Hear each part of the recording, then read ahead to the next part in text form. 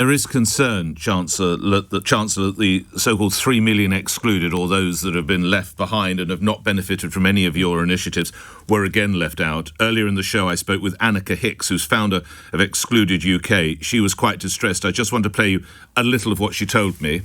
Do you know, every time there's an announcement, the volunteer team and myself are inundated with people who don't see any other way out. We even last night we were on red alert, really.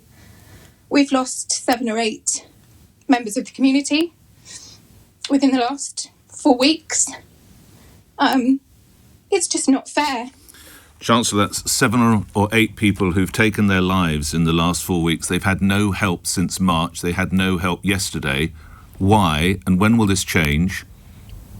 Well, Nick, obviously it's very sad to hear, and I also don't know the individual circumstances of the people. But you'll have heard of the Excluded UK. You've had nobody expected you to get it right in March. It had to be rushed in at 1,000 miles an hour. Chancellor, respectfully, you've had 8 months to redo the sums. Why are 3 million people still excluded? So, well, I think what you said at the beginning, I think, of the show, that what we've spent is essentially more than anyone else has internationally. It's right. So I think first take a step back. The scale of the response we've put in place is extraordinarily comprehensive and generous by any international measure. But it doesn't help them, Chancellor. I'm sorry, I hear that, but they still fit. So, it's like you keep telling me how well you've done for those folk, which is commendable, among the most generous in the whole of Europe, probably the best in much of Europe, but you still, Chancellor, left 3. Please stop telling me about how great you've done for next door when you're not helping these folk.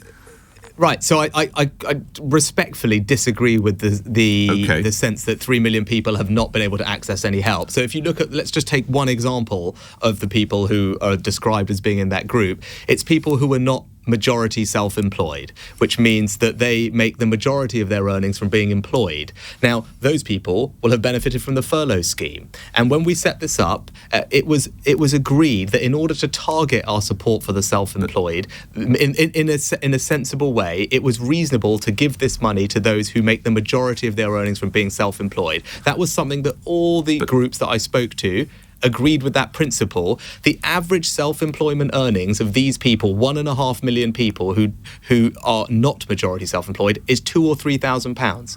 Right. Now, yes, so they haven't got a grant for that, but obviously that is not the significant part of their earnings, and they have been furloughed for the rest. They can still benefit from mortgage holidays. But to those who pay through a dividend, which is a totally legal and tax-efficient fashion, they've been left behind again, Chancellor. Well, again, those people also pay themselves through their company in PAYE. They're eligible to be furloughed for that amount of their income. Their businesses could also benefit from government-backed loans, the Bounce Back Loan Programme, which has helped 1 million companies. Right. Those companies can benefit from business rates holidays and tax cuts, and those people can benefit from mortgage holidays. So 1 in 6 people who have a mortgage have been able to benefit from our mortgage holidays up to 6 months that we helped negotiate with the banks. And also we've strengthened our welfare system. So I don't think it's fair to say that there isn't support available. Obviously, people will want to be helped in a particular way. That's not always possible. But across the board, we've done an enormous amount.